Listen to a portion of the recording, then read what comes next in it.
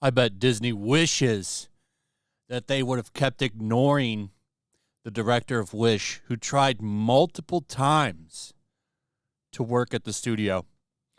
If only they had just ignored her, they probably would not have fallen into this position. Disney's Wish is on its way of U.S. box office top 5 after coming in number 5, grossing $7.4 million on post-Thanksgiving second 3-day weekend, being beaten even by Trolls 3's third weekend, dropping harsh 62.4% from last weekend. That's embarrassing. This is worse in some ways than the Marvels, because this is an actual Disney stamped brand. Marvel's also a Disney brand, but they don't put their name on it like they do with something like Wish. Like, Marvel is still Marvel, even though it's owned by Disney. I know it's still a Disney brand, but this has Disney stamped right on it, and it's bad. So this movie has had another catastrophic flop for them. Overseas, Disney's Wish grossed a solid $18.8 million on second weekend, up 8.6% from opening weekend, thanks to a solid number in France's $4.1 million and Germany's $3.5 million. But it doesn't matter. It's still losing money. So this movie is not doing well for Disney. I want to talk about two things in this video: Wish and Godzilla. Here's an interesting thing about Godzilla, which beat this movie, by the way, at the box office. The media is very quiet on how successful Godzilla Minus One is, and I think that that's kind of interesting. You know, you have that movie beating two Disney movies, The Marvels and Wish. I think it's at number 3 at the box office. I think the first two are Renaissance, the Beyonce movie, which failed to even touch Taylor Swift's box office, by the way, and Hunger Games. You know, coming in number 3 when you have, it's relatively kind of an indie movie considering how much money they spent on it. 15 million is the reported number. 15 to 30 are what people are kicking around, but that movie has exposed the bloat of Hollywood. Why do these movies cost hundreds of millions of dollars when you put out a movie like Godzilla Minus One, which looks amazing? But I just wanted to show you, when you look up Godzilla, not Minus One, you just look up Godzilla, most of the coverage is on the Godzilla X Kong trailer. Right here. Here's the coverage right here. Godzilla X Kong, the new Empire director on the new Titan that's coming, the new villain. Godzilla's strength proves every MonsterVerse Titan is way stronger. All 21st century Godzilla movies ranked. And then finally, why is it called Godzilla Minus One? And then we quickly go back to them talking about Titans.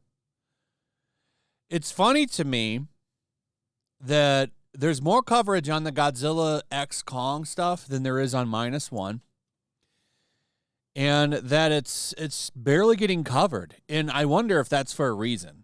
Like, hey, we don't want this little movie embarrassing us, being embarrassing for our little system that we have going on.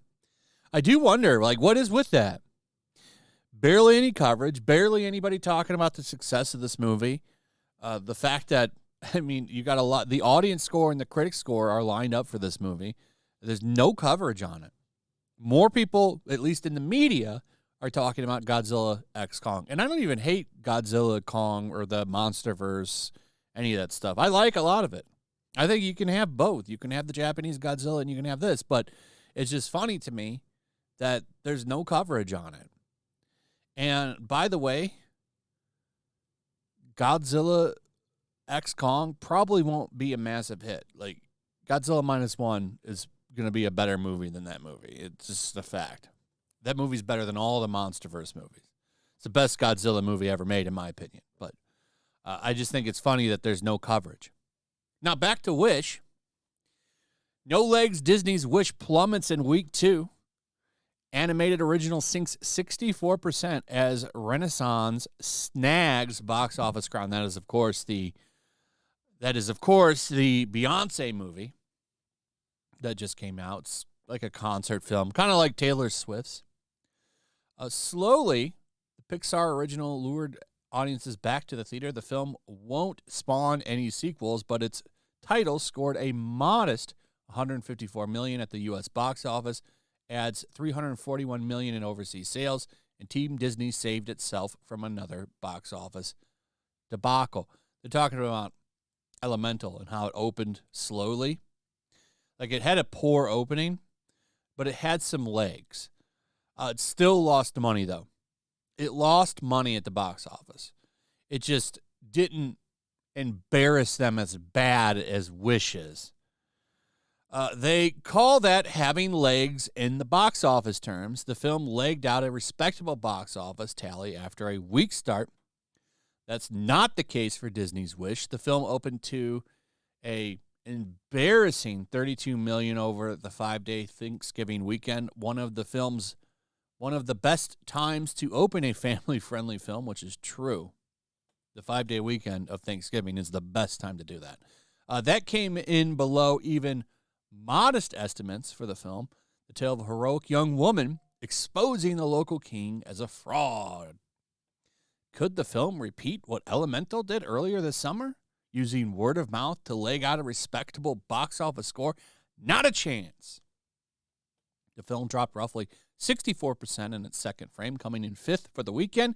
It couldn't defeat Godzilla Minus One, a film released on roughly half of the number of screens Wish had. The film lacks the buzz to propel it moving forward, and the lackluster critical reaction hasn't helped. By the time Wonka opens December 15th, Wish will be lucky to stay in the box office's top 10 chart. Beautiful stuff. Another disastrous blow to Disney and their ego.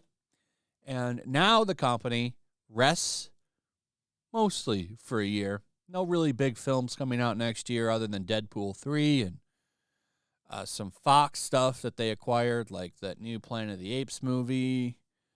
I don't know if Fox made that and Disney acquired it or Disney made it. But either way, I mean, I still think of that as a Fox property. But even though Disney owns it, I'm just saying.